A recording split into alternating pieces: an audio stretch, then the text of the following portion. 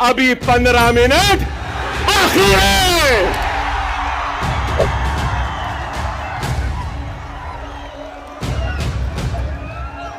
अरे भाई 15 मिनट बाकी है, सब्र करिए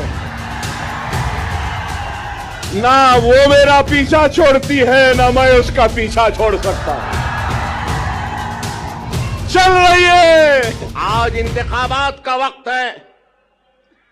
इंतखाबी मैदान में कई जमातें हैं, हजारों जमातें मैं कहूंगा, और शायद मैं गलत ना हूं तो विड्रॉयल के बाद करीब 4000 से जायद उम्मीदवार अपनी किस्मत आजमा रहे हैं। 4000 से जायद बेशुमार जमातें।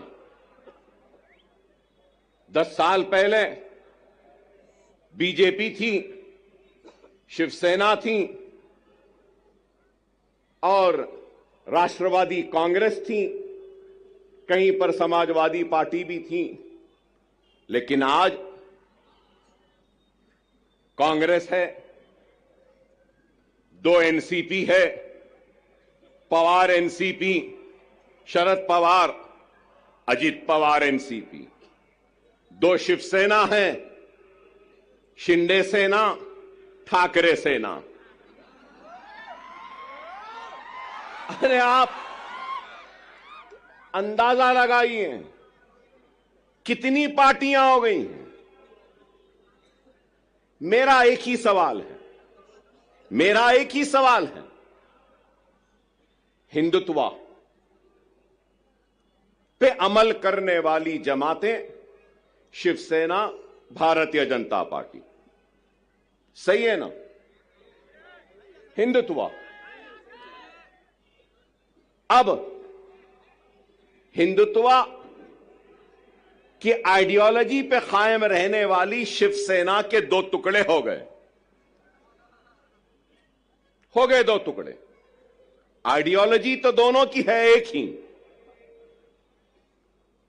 अब सवाल यह है कि कांग्रेस ने उद्धव ठाकरे से इत्तेहाद किया, पवार ने उद्धव ठाकरे से इत्तेहाद किया और एक 3 पार्टियों का एक गुट बना। तो मैं ये पूछना चाहता हूं, उद्धव ठाकरे जी, क्या आप हिंदुत्व का सबक राहुल और प्रियंका गांधी को पढ़ाने में कामयाब हो गए या नहीं हुए? मेरा सवाल है, राहुल व प्रियंका, क्या आप कांग्रेस के सेक्युलरिज्म का सबक पढ़ाने में उद्धव ठाकरे को कामयाब हुए या नहीं हुए? फिर मेरा सवाल है, शरद पवार साहब, क्या आप सेक्युलरिज्म का या आपकी जो भी आइडियोलॉजी है उसका सबक उद्धव ठाकरे और उस सेना को पढ़ाने में कामयाब हुए, या उद्धव ठाकरे हिंदुत्व का सबक पढ़ाने में आपको कामयाब हुए?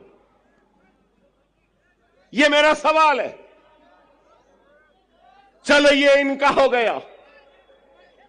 तो अब दूसरी तरफ अब हम देखते हैं कि अजित पवार, तो मैं पूछना चाहता हूं कि अजित पवार शिंदे के सबक को पढ़ लिए, समझ लिए, या शिंदे ने पवार को नया सबक पढ़ाया, नया सिखाया, या फिर बीजेपी ने अजित पवार और शिंदे को सबक पढ़ा दिया, या फिर अजित पवार ने अपने करप्शन का सबक मोदी को और योगी को पढ़ा दिया, वो समझ गए।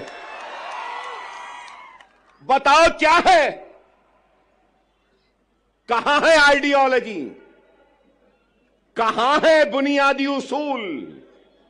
अरे इनके पास कोई बुनियादी उसूल नहीं, कोई आइडियोलॉजी नहीं।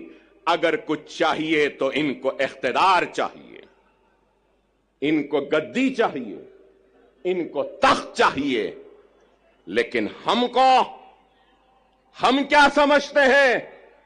जो लोग ये समझ रहे हैं कि मजलिस इत्तेहादुल मुस्लिमीन वो इम्तियाज जलील औरंगाबाद से नाकाम हो गए और वो कामयाब हो गए, तो उन अहमकों को, उन नादानों को, उन नासमझों को ये कहना चाहता हूं, मजलिस इत्तेहादुल मुस्लिमीन वो है जो दिलों को फतेह करती है। हकीकी फातेह वो नहीं जो जीते और जमीन को फतेह कर ले।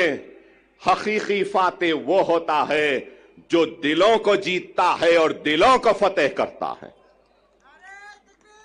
हमारा काम दिलों को जीतना है, दिलों को फतेह करना है।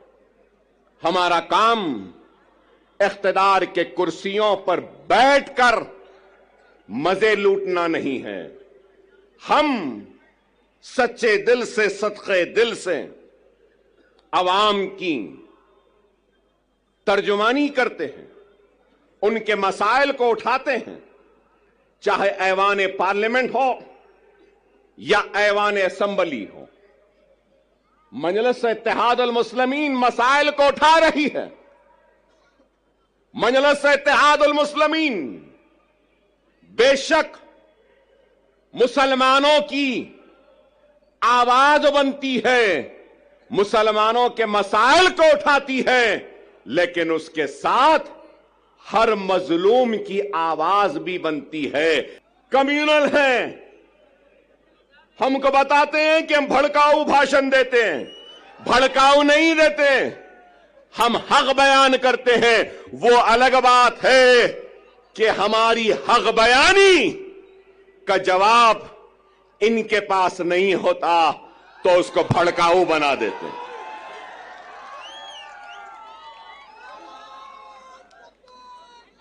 आज ही मैंने किसी न्यूज चैनल में देखा जिसमें योगी आदित्यनाथ ने अपनी तकरीर में कहा कि बटोगे तो कटोगे। लोग काफी एतराज कर रहे हैं उस बात पर, मगर मैं ये कहूंगा,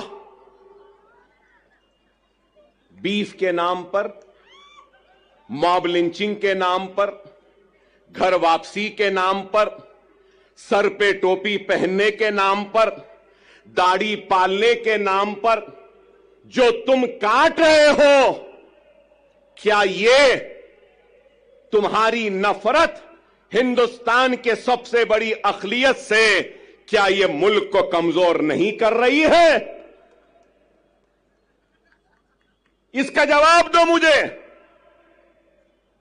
अगर हिंदू और मुसलमान को तुम लड़ाओगे, हिंदू और मुसलमानों को नफरत कराओगे, तो क्या यह मुल्क को कमजोर करने के बराबर नहीं है? और अगर मैं कह रहा हूं, मैं अकबर ओवैसी मुसलमान, ला इलाहा इल्लल्लाह मोहम्मद रसूलुल्लाह कलमा पढ़ने वाला मुसलमान, इस मुल्क का किराएदार नहीं है। मैं कह रहा हूं, नरेंद्र मोदी, ऐ योगी, जितना तेरा हिंदुस्तान है उतना मेरा भी हिंदुस्तान है। उठोगे ना?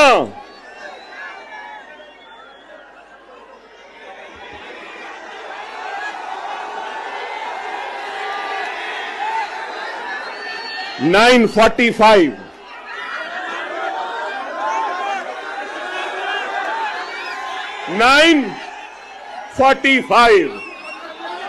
कैंपेनिंग का टाइम 10 बजे, अभी 15 मिनट बाकी है।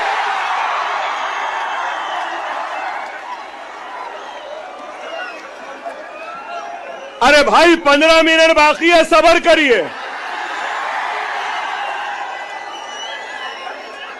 ना वो मेरा पीछा छोड़ती है, ना मैं उसका पीछा छोड़ सकता। चल रही है।